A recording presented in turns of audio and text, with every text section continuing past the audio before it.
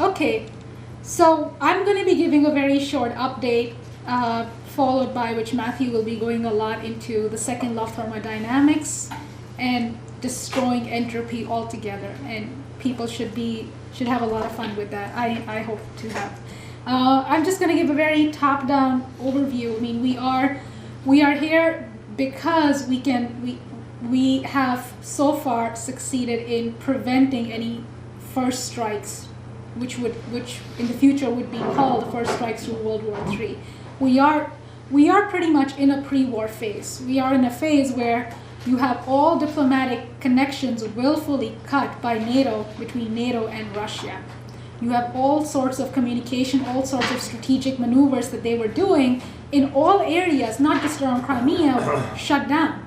And one of the most crucial areas where Russia and United States had, Russia and NATO, especially the United States, had any breakthroughs, they had any positive breakthroughs in or positive development in, was in the fact that because Russia for the past 5 years was insisting on destroying the opium fields in Afghanistan. Because since 9/11, since the British, I was young, but I know it's well known now, it was the British that went into Afghanistan first, into the Helmand province and the other provinces, and followed by which the United States, the army came in, and the British exited over the years pretty much altogether. But since 2001, since the entry of United States and the British and allied NATO forces into Afghanistan, till today, the opium production in Afghanistan has increased 40 times. 40 times. And this is what people very clearly know is the backbone. The drug trafficking is the backbone which is keeping the financial system afloat. But if you can call it that even. But this has been a big nuisance for a lot of these regions, in not just Russia, but India, China, because the drug trafficking is destroying, it's decimating the youth in these nations. I know, coming from Punjab, 60 to 70% of in rural areas, the youth are addicted to heroin and opium. Really? And it's bad. It's an epidemic in my state. And this is an intention. This policy is not, these are not collateral damages of an empire. This is the intention of an empire. Loot them, kill them, and keep them drugged so they don't fight back. So what you have right now, what you had was NATO cut off all communications with Russia. They said, we're not going to work with you in Afghanistan at all because of what you did in Crimea, which is so stupid, because what does ending drug trafficking have to do with Crimea?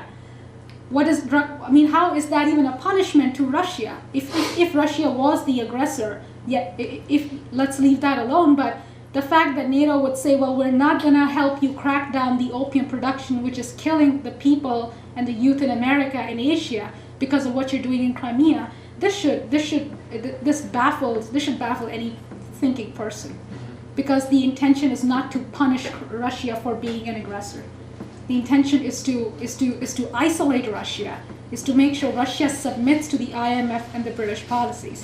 Now, and this is something where people, the fight right now is very clear in the United States, especially. What you've had is, over the past months, we've had enormous momentum in Washington, D.C. into making sure that you have now people coming out openly for impeachment. What you've had over the past 4 months is about 7 to 10 congressmen who have come out over the past months openly on record stating Obama has to go. Obama can be impeached. There's Ted Yoho from Florida. He's a congressman, Republican. Thomas Massey from Kentucky. Steve King from Iowa. Walter Jones from North Carolina. Stockman from Texas. Bentivolio from Michigan. And Bachmann from Minnesota. They are not all the brightest. They have their little quirks.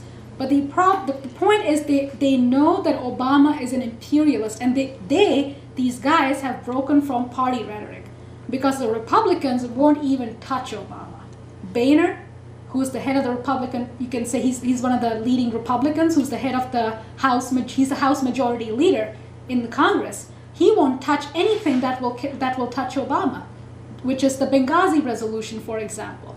You have a resolution in the Congress which has 180 co-sponsors on it, which a resolution that says, let's investigate Benghazi, let's have a congressional review, which would mean you take it out of the hand of the congressman and you put a probe, like you investigate it as a crime. So you have criminal investigators on it, which is very rigorous. You have 180 co-sponsors for it. It is sitting on the Republican Boehner's desk, and he says, no, we're not going to do that. We're not going to touch it, just like they did in the elections. So what LaRouche has said is that fuck the Republicans. They are not going to do shit. They're waiting for the elections. And plus, who do they have for the elections? They have Jeb Bush, Chris Christie, and they're brainwashing people in the population like Rush Limbaugh and all these Wall Street sluts. They're brainwashing people by saying, well, if the Republicans have the House and the Senate, then we can impeach Obama, which is crazy because who would control the Senate? If the Republicans were to control the Senate, it would be Lindsey Graham, it would be John McCain, and other people like that who are the biggest warmongers with Obama. Because when Obama wanted to bomb Syria in August, September, it was not the Democrats, it was not the Senate Democrats that said, yeah, let's do this. It was not Nancy Pelosi. It was Nancy Pelosi. It was not Harry Reid. It was not any of the Democrats. Who backed Obama? It was Boehner. It was Nancy Pelosi. It was John McCain. John McCain took the trouble to personally go to Syria and meet the Al-Qaeda. But it was the Republican fascists that gave Obama the backing, that, yeah, you have our backing. But what you had was a very strong reflex in the population, in the people we have mobilized around the country. I mean, you had calls pouring in that, hell no, we have no business in Syria, we have no business backing Al-Qaeda. So the movement, the LaRouche political movement, we have created a very important force in the United States, in the Congress, in other military circles, but also in the population, because of our 5-year track record now on making clear Obama's a narcissist. He is a very dangerous personality, but it's not about personalities, it's about an empire. And LaRouche has been very clearly challenging us, the movement, that we need to shape up. We need to, especially the youth, especially the former under 50, now no longer the under 50, but the youth have to stop thinking like junior leagues, but have to realize what we have to do, what we are. So I last week somebody had brought up to me this paper that LaRouche had written in 1979. What are the labor committees? You can find it on science.larouchepack.com. This is, by the way, an amazing, amazing archive of our website. If you go on science.larouchepack.com, you'll find work on Riemann, Kepler, Fermat series. And I would encourage people to go, especially these two, the Dynamics Science Journal and the WLYM. And if you go on WLYM, you'll find pedagogical reports, the Campaigner magazine. This was like the father of the EIR. This is what preceded the EIR. We published this from like 1960s till EIR became primary. And the Dynamics website has a lot of beautiful articles, pedagogical work done through people who are in the basement, but done through a lot of Monge process, which we do on Sundays here, which people should participate in. So anyways, but coming back to the paper, what are the labor committees today? Because many of I did not have a clear idea what is the origin of our movement, like how did we evolve? And this paper, other papers in the beginning, make it very clear that we have what we have right now. What is the LaRouche political movement internationally? In Canada, Germany, France, United States, you have pretty much these political bodies who are doing more than just politics, who are involved in making breakthroughs or investigating rigorously art, science, classical music, science, politics, poetry, drama, all facets of human thinking. But the method behind all of that is rigorously Platonic. The method of all that, the method of our movement, the basis of our movement is a rigorously Platonic movement. It's a Neoplatonic movement. And the paper, you can find the paper on the campaigner website. I can email people a link if they want. It's a PDF. But LaRouche makes the point that, we have an organization which pretty much developed as a student body. We pretty much took over where the civil rights left off. Where Martin Luther King's dream, Robert Kennedy's dream left off. Where they left off, we picked up as a student organization in the beginning, but doing a lot of work on Columbia, northeastern campuses in New York and around New England, on doing a lot of work on intelligence, but also charting policies, and also making sure Jimmy Carter doesn't win the election. So, we did a lot of fun work. But LaRouche says, the only clear precedent to the ICLC, which is what we were called, the International Caucus of Labor Committees, the only real precedent to us, the way we act, and if you want to understand what we have to do, is to understand what Plato's academy was at Athens. Because what Plato's academy was, Plato wasn't just writing, books. He was involved in training a cadre of youth, very intellectual youth, who he selected, but who also were self-selected, who also self-selected themselves. Because that's the thing about leadership.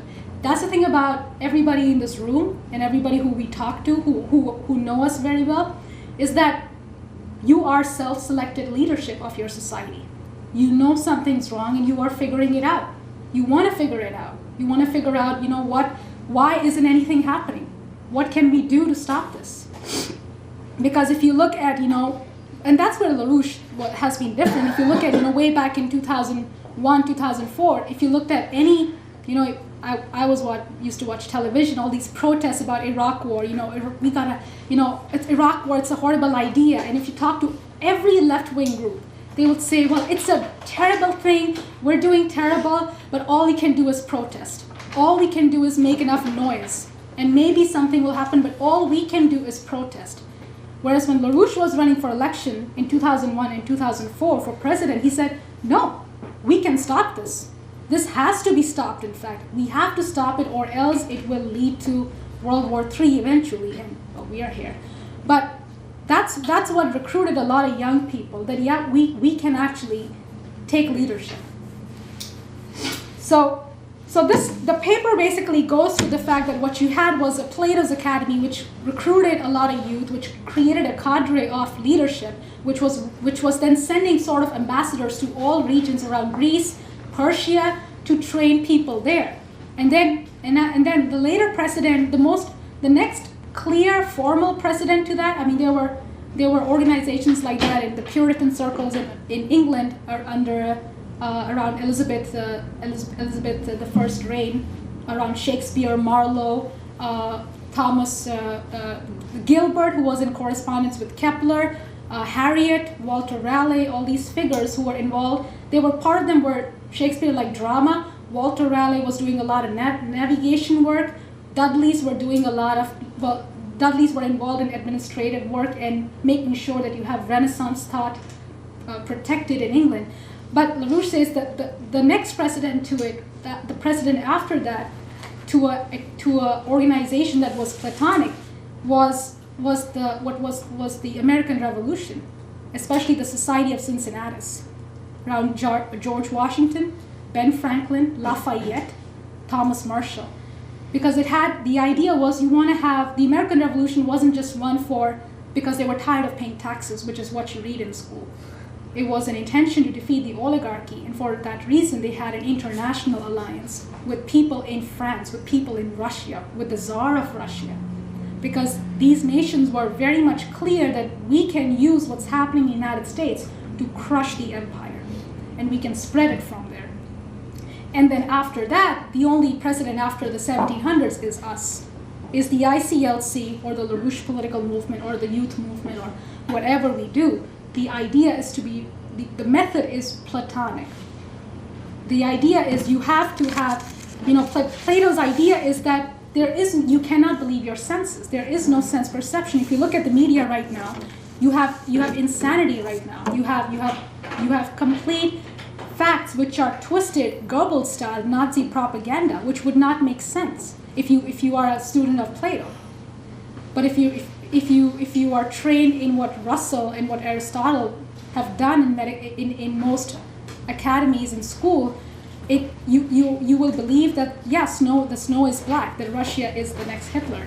So the point is that you have and that's what Matthew's going to get into his class, is that the method of Plato is anti-entropic. It's creative. The method of human thinking is creative. It's always developing, and that knowledge itself is not fixed. It's always changing. It's always moving forward. And if you look at Plato's Timaeus dialogue, he makes the point very clear that it's not the hypothesis, but it's hypothesis of the higher hypothesis, which is what defines human knowledge. And that means that even that higher hypothesis isn't a fixed thing, but that it's a subsuming idea which is constantly changing everything under it. It's changing all the hypotheses. You're constantly changing your theorem lattices, which doesn't mean that the previous one was wrong, but that the higher hypothesis, which is governing the change, is true. That's the only true thing. And so what you have right now is an enemy completely desperate, which knows that people who think like that, people who act like Plato and LaRouche, are very dangerous to society. And they are completely desperate. If you can see that in the war scenario, but also in the financial scenario. I mean, you have now banks in Italy trading bail-in bonds. Bonds, that means, you have all kinds of bonds, but these are bonds which say, all right, we know in the future sometimes we're going to have to bail in and steal people's money. So let's just create bonds to secure that future and trade in that, because we know when that's going to happen, at least we'll be protected. So they're already preparing for it. They already know it's going to happen. It's in place. Whereas everywhere else, if you look in the mainstream media, you have like, well, it'll never happen. It'll never get that bad. They can take everybody's money. Well, then why are they trading bonds which says they're going to take everybody's money? Because you have a very desperate system. You have a desperate enemy, and if you give these desperate people nuclear weapons, they're going to use it. And I was in Columbia University last Wednesday, on my last day in New York City. The Columbia School of Journalism held they had an event where the dean of the School of Journalism and the couple of other professors were debating the drone wars on Obama. Obama's drone wars on Pakistan, Yemen, all of that. And it was some people were good on it. Some people were not that good. They were defending the drone warfare, and their reasons were totally sophist. But I asked a question then. I mean, we've gone over the past decade from drones that supervise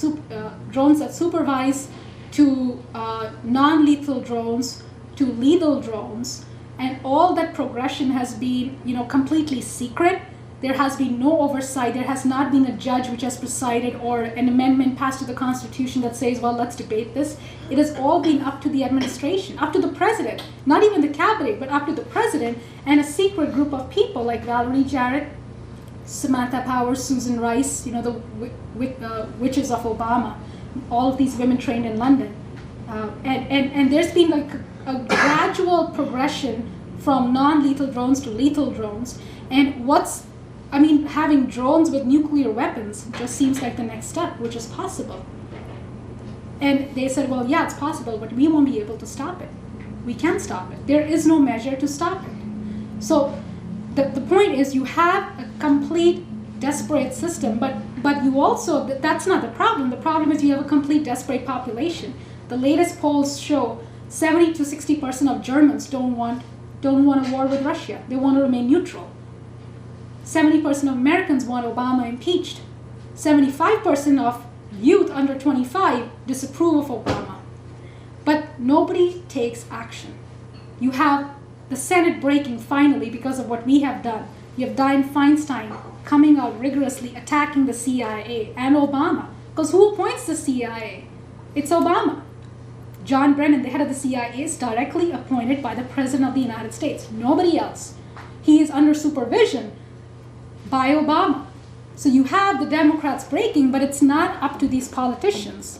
You have now Democrats breaking, which is good, but it's up to us and the fact that how much muscle power we can mobilize and intellectual power we can mobilize in the population to do this, to make this happen. So what we're doing next week is very crucial, because next week we're going to be running another of the wraparound ads in Washington, D.C. Washington Times, one of the biggest newspapers in D.C. And the intention is going to be, it's going to have a thermonuclear cloud with Obama's face on top. It's going to, I don't know what it's going to say, but it's going to be on impeachment and the danger of war. That we don't have, that when you cut off all diplomatic channels with a nation, that is war. Because you are clearly stating we have no interest in talking to you, all we are interested in is military action.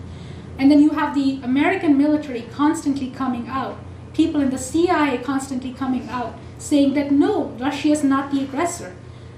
So the point is, this idea of, the quality of mind that it's required to take, that's the only thing that's going to fight, that's the quality of mind required to fight these bastards. That's something that's lacking in the population, and also something sometimes that we forget, people who organize forget, because you deal with this, you do this day in and day out, morning till evening, and if you don't have a rigorous, if you don't have a rigorous backing in these ideas, it tends to rub off. So I would say I'm going to email the PDF to people, and they can send it to your contacts, because I don't have everybody's emails here. But this paper is a must-read for members and contacts, because LaRouche really goes to the fact that the quality of mind that's required to fight these enemies. Why is Bertrand Russell so evil?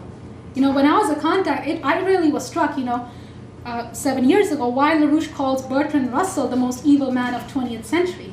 Why not Hitler? Why not Mussolini? Because it's the intellectual corruption that is the most dangerous to human civilization. Because that's the root to these psychopaths like Hitler, Obama, Mussolini, Bush, Cheney, Rumsfeld, etc., etc. And that's something most people don't grasp. Most people, that's why, freak out when they see Obama with a mustache, because they think he's the next god. So I'm going to play just LaRouche gave a webcast on Friday, and the fourth question, his response to the question is very good, because he really talks about, what does it take to be a historical individual? That yes, you have a life, you have your issues in your life and they affect you, but there's also something bigger than you. Not just the world per se, but there's a civilization, there's a universe, there are ideas which are bigger than you, which subsume you, but which you can affect, which you can change, and which you can have an action on. And that's why LaRouche is so unique. That's why he is not just he's being right, but he's told the truth. And that quality of always telling the truth comes from understanding the method, the nature of Plato and Socrates, and knowing that that's what will kill the ideology of Aristotle and Russell, which is, for example, entropy, which is the basis of the class. So just the last question, and then Matthew can take over.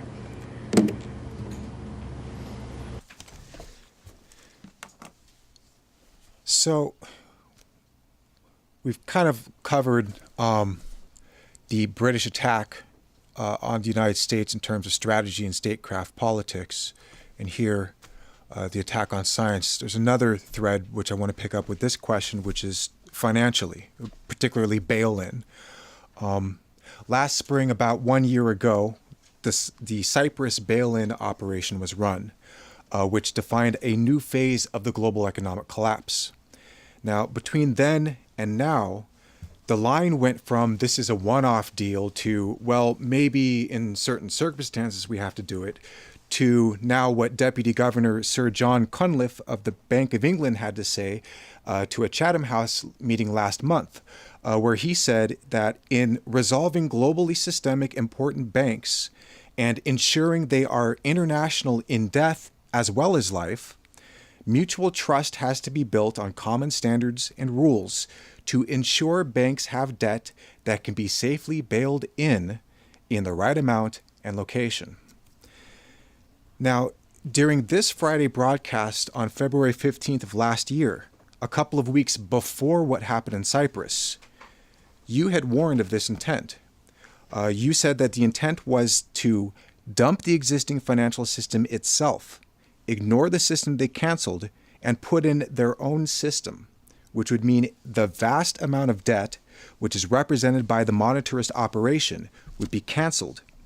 In its place, you said, they would have a new system of finances which ignores entirely all the obligations associated with the old, which would mean that most of the people of the world would be starving to death quickly. And then you went on, you said the amount of debt outstanding on account of this bailout system, a monetarist system, a financial easing, a monetary easing, it has to be canceled. So there will be no such money available. There will be no reserves. What will happen, an international cabal will create a new system of money which will be much smaller, much more feasibly handled than the present one. Now again, this was a few weeks before what became known as the Cyprus bail-in. Now, Lynn, in discussions with associates last night, you said that the bail-in operation has only weeks, and that the British are thinking that with the pressure on, if the rest of the world goes down, they won't get hit by the bail-in. There will be nobody around which they'll have to pay off, which I think gets at the point of the timeliness of the thing. It's moving much quicker than people think, and also the drive for war. Could you elaborate on that? Well, this is why the war, its game is now. I mean, the wars usually, people think of gradual processes, they think in terms of trends as such. But most history has nothing to do with trends as such. The sudden fall of great empires, for example, is not a result of a trend. It's a result of is a self-destruction built into a system under certain matured conditions, from which it can go from great might to complete turbulence and collapse in a very short period of time. Now, money itself is an evil. Money is not only the root of evil, money is intrinsically an evil when it is made independent. Now, just take what is our constitutional policy, which was set by Alexander Hamilton, who was the Treasury Secretary of the United States, and in 4 measures which he presented, defined the possibility of maintaining an economy of the United States. Without those 4 measures, by him, the United States would not have survived the original first term of office of President George Washington, because the international debts of the United States, if not orderly reconstructed, would have prevented the United States from continuing to meet its foreign obligations, and thus would mean the disintegration of the United States in front of the British Empire. So Hamilton saved the United States by a scientific insight into the worthlessness of money intrinsically, that money has no intrinsic value and never did. Now, Hamilton, however, made a compromise. The compromise was of the following nature: that at the end of the conclusion of the hostilities, in which the British Empire had caved in on continuing the war because it had been defeated on the field of battle, that the question was, how would the debts, the foreign debts of the governments which had supported the financing of the revolution, how would those debts be treated? That was the famous problem. And Hamilton defined the solution to that problem. That's why we still have a United States at all today, because of Hamilton. Now what he did is he divided everything and said, money as such has intrinsically no value. What has value? Well, some people would say labor. The Marxists would say labor. But the Marxists didn't know anything about science, so therefore they had made a lot of big mistake. It doesn't work that way. What happened is if you have a society which, like the American society, say in New England, when we still had the Massachusetts Bay Colony, the structure, you had a system.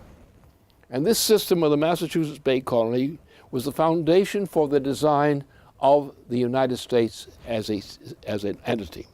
The point was that if you increase, and the founding of Harvard University was integral part of this process. And we had the Winthrops and so forth, and they did their job. So what they did is they built up the fastest growing productive enterprise on the planet at that time. Built up with a limited number of people, the Massachusetts Bay Colony, under the Winthrops and Mackers. So this is what worked. This succeeded beyond anything that was ever done on the continent of Europe at that time. The rate of progress. The Saugus Iron Works, for example, is an example of this. The ability to build a small country, a very small country, with a very small population still in the New England area, was typical of this achievement. And there was an understanding of a principle which Europe never has yet, to the present day, understood. No nation of Europe has ever understood the genius of the Massachusetts Bay Colony. Now, Benjamin Franklin understood that. And after the crushing of the colony by the Dutch, and it's the Dutch that really created the British Empire, just like most of the problems of New York City come from New Amsterdam, which was an instrument of the Dutch, the same Dutch who massacred a lot of people, on the Irish, for example, and did similar crimes. And that became known as the British Empire. I don't know what kind of a joke that was, but this was not. It was the Dutch Empire was actually calling itself the British Empire.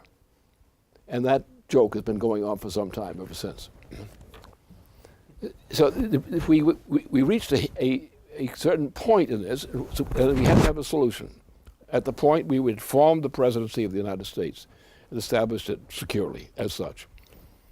Well, the system was that Hamilton recognized, as the Massachusetts Bay Colony itself had already recognized, is that by increasing the productive powers of labor, you are able to create a margin of growth, of physical economic growth, which would raise people from a primitive state of existence, which is what they found themselves in the Mayflower landing and things of that sort, and growing up to a higher level of productivity. The exemplification of that was the Saugus Iron Works. There was nothing comparable to the Saugus Iron Works as a national or institutional feature before that. So this was typical of the system, of the New England system, under the, Winthrops and Mathis. Harvard University was created then in that time. Harvard is not quite the same institution, it wasn't as brilliant as it used to be back then, but it still exists as an institution. It scrapes around somehow or other, and it's there.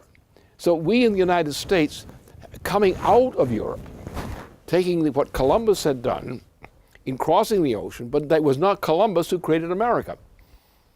It was the colonists, especially those from New England, a region, who actually founded a system called the American system. And the possibility of this, the engender of that, was created by a couple of great people. One great scientist who discovered almost everything in physical science in his time, and another one, Nicholas Cusa. And these two figures, together with their progeny, politically and economically, created modern science. And the founding of modern science was the discovery of the principle of the solar system. And that was done by Kepler, Johannes Kepler. Johannes Kepler, based on the work of these two scientists, on the one, Brunelleschi, and the other Cusa. Their combined work on the maximum and minimum principle led to the solution, the first understanding of the existence of a solar system. Nobody else had ever known a solar system as such. You had some elements of that earlier in terms of some great scientists who were probing in that direction in discovering how to measure the Earth from the Earth, measure the Earth from the sun, but that was the approximation. So this was what made possible this idea, this conception, this view of science, the view of the mission of science to perform for mankind in the future, was absolutely unique, and it came in as an American institution, and it was enhanced by people like Benjamin Franklin. Benjamin Franklin created the coal and steel industry, or iron industry of Britain. He did it. It wasn't the British who did it. He did it. And so you had this kind of genius of Benjamin Franklin, who continued the legacy of the Winthrops and Mathers for a development of a new nation inside the territory of what we call today the United States. Therefore, our motivation, our conception of our society is absolutely different than the conceptions of European nations. Some European nations have adopted the American model, and that has been a good thing. But Europe has never, as a totality, has never accepted that. Germany has done a good job in that direction, in technological development. Some features of France have been good, useful in their time, apart from the disasters that have occurred otherwise. The Gaulists generally tend to do a good job, the socialists are lousy. Don't get a socialist government in France, it'll be a disaster. I don't know if we can still find some Gaulists left around. But so that's the sort of process. So you have, again, the Soviet phenomenon. It's a very ironical kind of phenomenon. Now we have development coming out of, not the transatlantic region, but out of the Eurasian region. You see a development in China, refractions of the same things in India. Tendency to look at this kind of thing in other parts of Asia. So you see that the chance of a rebirth of what the United States had come to represent in its early foundations is being replicated today in some degree in the new leadership in China, for example, explicitly, that group I know, which I've been watching, and so forth. So therefore this idea of doing this exists. But the essential thing to consider is the fact there is no such thing as monetary value. You can give value to a monetary entity, but the monetary entity has no intrinsic value whatsoever. Now, what have you got with Wall Street? And how does it affect us right now? First of all, Wall Street should never have existed. It should never have been formed. It would not have been formed but for some swindlers who did it. Presidents who should not have been elected, who were scoundrels, worked for British interests, foreign interests, and I do mean British interests specifically, based out of New York and coming down and organizing our society and creating the basis for the Civil War in the United States.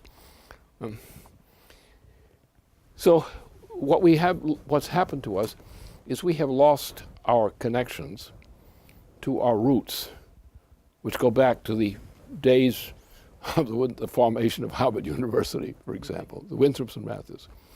There was a conception there of which came from Cusa, and Nicholas Cusa in particular, and also from the influence of others as well.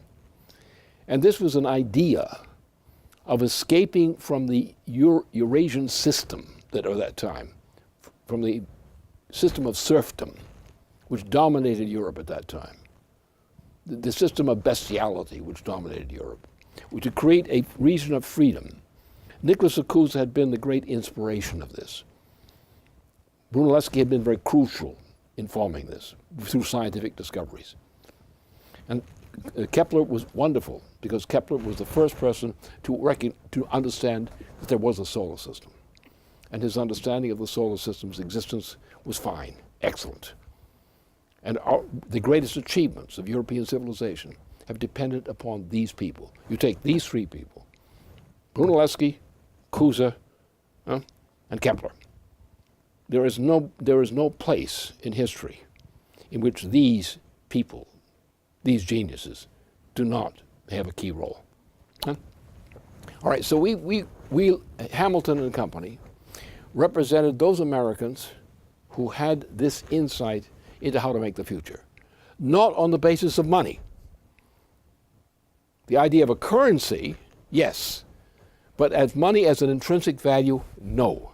The assumption is that in a society in which creativity is occurring, that the productive powers of labor are inherently increasing through the intellectual development of the people of that society, and through the development of means by which they can exploit nature to the future advantage of the human species.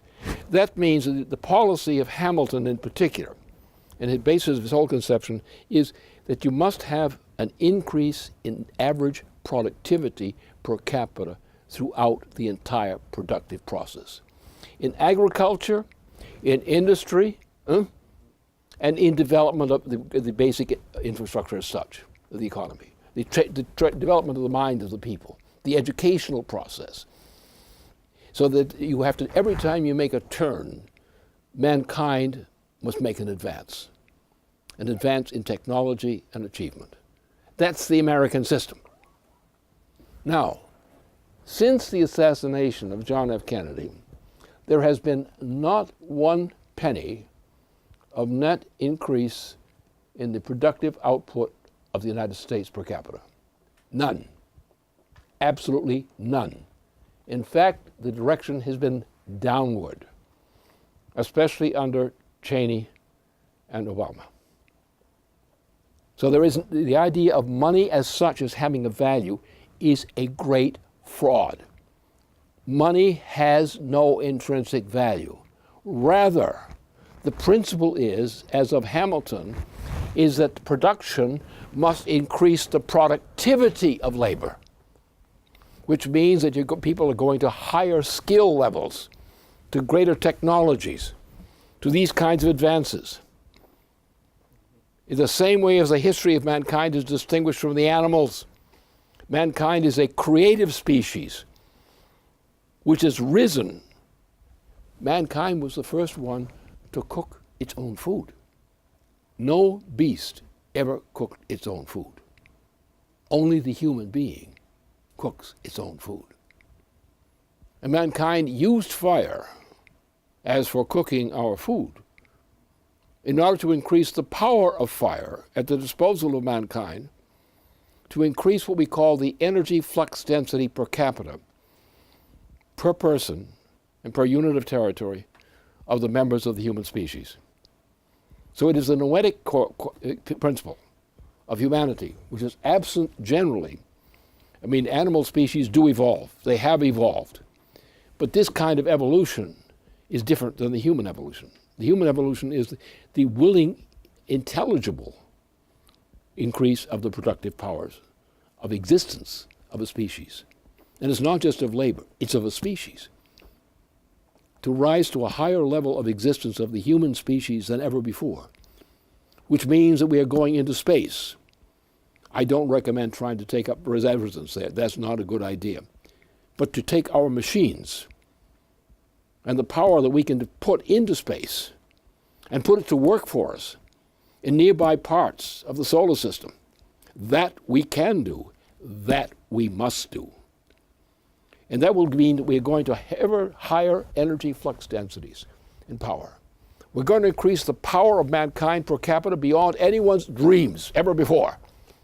That is available to us through thermonuclear fusion, the enhancement of thermonuclear fusion with helium-3, things of that sort. We are going to do things, and must do those things, which take mankind's power in the solar system beyond mankind's occupation of Earth as such.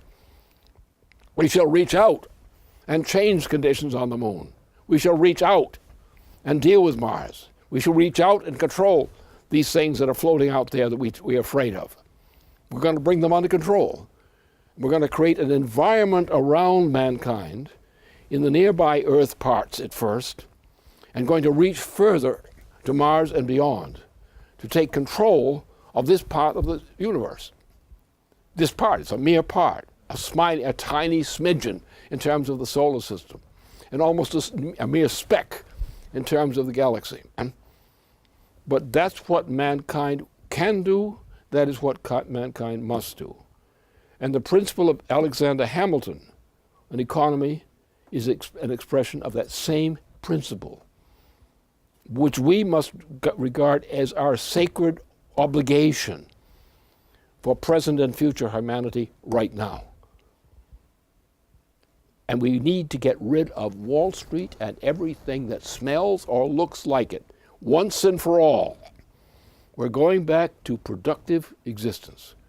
We're going back to mankind as a genius of creativity who creates new states of existence for mankind, in mankind's power, and for the good that mankind must do to enhance the parts of the solar system with which we are associated.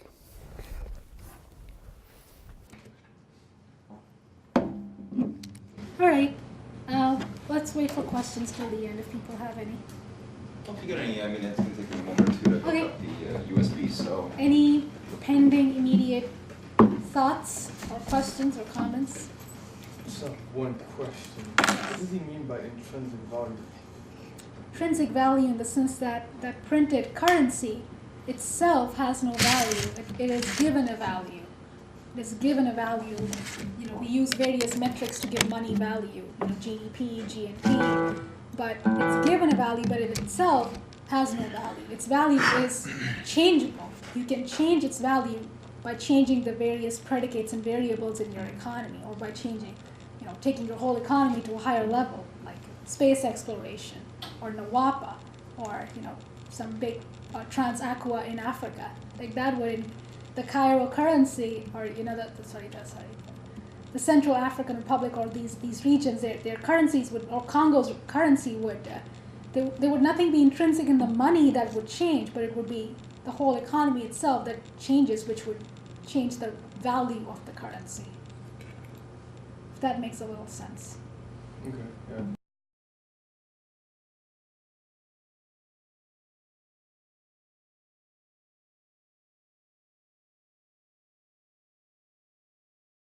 These guys have broken from party rhetoric because the Republicans won't even touch Obama. Boehner, who's the head of the Republican, you can say he's one of the leading Republicans, who's the head of the House, he's the House Majority Leader in the Congress. He won't touch anything that will touch Obama, which is the Benghazi resolution, for example. You have a resolution in the Congress which has 180 co-sponsors on it, which a resolution that says, let's investigate Benghazi, let's have a congressional review, which would mean you take it out of the hand of the congressman and you put a probe, like you investigate it as a crime. So you have criminal investigators on it, which is very rigorous. You have 180 co-sponsors for it. It is sitting on the Republican Boehner's desk, and he says, no, we're not going to do that. We're not going to touch it, just like they did in the elections. So what LaRouche has said is that fuck the Republicans. They are not going to do shit. They're waiting for the elections. And plus, who do they have for the elections? They have Jeb Bush, Chris Christie, and they're brainwashing people in the population like Rush Limbaugh and all these Wall Street sluts. They're brainwashing people by saying, well, if the Republicans have the House and the Senate, then we can impeach Obama, which is crazy because who would control the Senate? If the Republicans were to control the Senate, it would be Lindsey Graham, it would be John McCain, the aggressor. Yet, if let's leave that alone, but the fact that NATO would say, well, we're not going to help you crack down the opium production, which is killing the people and the youth in America and Asia because of what you're doing in Crimea, this should baffle any thinking person, because the intention is not to punish Russia for being an aggressor. The intention is to isolate Russia, is to make sure Russia submits to the IMF and the British policies. Now, and this is something where people, the fight right now is very clear in the United States, especially. What you've had is over the past months, we've had enormous momentum in Washington, D.C. into making sure that you have now people coming out openly for impeachment. What you've had over the past 4 months is about 7 to 10 congressmen who have come out over the past months openly on record stating Obama has to go. Obama can be impeached. There's Ted Yoho from Florida. He's a congressman, Republican. Thomas Massey from Kentucky. Steve King from Iowa. Walter Jones from North Carolina. Stockman from Texas. Bentivolio from Michigan. And Bachman from Minnesota. They are not all the brightest. They have their little quirks. But the point is they know that Obama is an imperialist, and they and other people like that who are the biggest warmongers with Obama. Because when Obama wanted to bomb Syria in August, September, it was not the Democrats, it was not the Senate Democrats that said, yeah, let's do this. It was not Nancy Pelosi. It was Nancy Pelosi. It was not Harry Reid. It was not any of the Democrats. Who backed Obama? It was Boehner. It was Nancy Pelosi. It was John McCain. John McCain took the trouble to personally go to Syria and meet the Al-Qaeda. But it was the Republican fascists that gave Obama the backing, that, yeah, you have our backing. But what you had was a very strong reflex in the population, in the people we have mobilized around the country. I mean, you had calls pouring in that, hell no, we have no business in Syria. We have no business backing Al-Qaeda. So the movement, the LaRouche political movement, we have created a very important force in the United States, in the Congress, in other military circles, but also in the population, because of our 5-year track record now on making clear Obama's a narcissist. He is a very dangerous personality, but it's not about personalities, it's about an empire. And LaRouche has been very clearly challenging us, the movement, that we need to shape up. We need to, especially the youth, especially the former under 50, now no longer the under 50, but the youth have to stop thinking, and the British exited over the years pretty much altogether. But since 2001, since the entry of United States and the British and allied NATO forces into Afghanistan, till today, the opium production in Afghanistan has increased 40 times. 40 times. And this is what people very clearly know is the backbone. The drug trafficking is the backbone which is keeping the financial system afloat. But if you can call it that even. But this has been a big nuisance for a lot of these regions, in not just Russia, but India, China, because the drug trafficking is destroying, it's decimating the youth in these nations. I know, coming from Punjab, 60 to 70% in rural areas, the youth are addicted to heroin and opium. Really? And it's bad. It's an epidemic in my state. And this is an intention. This policy is not, these are not collateral damages of an empire. This is the intention of an empire. Loot them, kill them, and keep them drugged so they don't fight back. So what you have right now, what you had was NATO cut off all communications with Russia. They said, we're not going to work with you in Afghanistan at all because of what you did in Crimea, which is so stupid, because what does ending drug trafficking have to do with Crimea? How is that even a punishment to Russia if Russia was the... Okay, so I'm going to be giving a very short update, followed by which Matthew will be going a lot into the second law of thermodynamics and destroying entropy altogether. And people should have a lot of fun with that. I hope to have. I'm just going to give a very top-down overview. I mean, we are here because we have so far succeeded in preventing any first strikes, which in the future would be called the first strikes through World War III. We are pretty much in a pre-war phase. We are in a phase where you have all diplomatic connections willfully cut by NATO, between NATO and Russia. You have all sorts of communication, all sorts of strategic maneuvers that they were doing in all areas, not just around Crimea, shut down. And one of the most crucial areas where Russia and United States had, Russia and NATO, especially the United States, had any breakthroughs, they had any positive breakthroughs in or positive development in, was in the fact that because Russia for the past 5 years was insisting on destroying the opium fields in Afghanistan.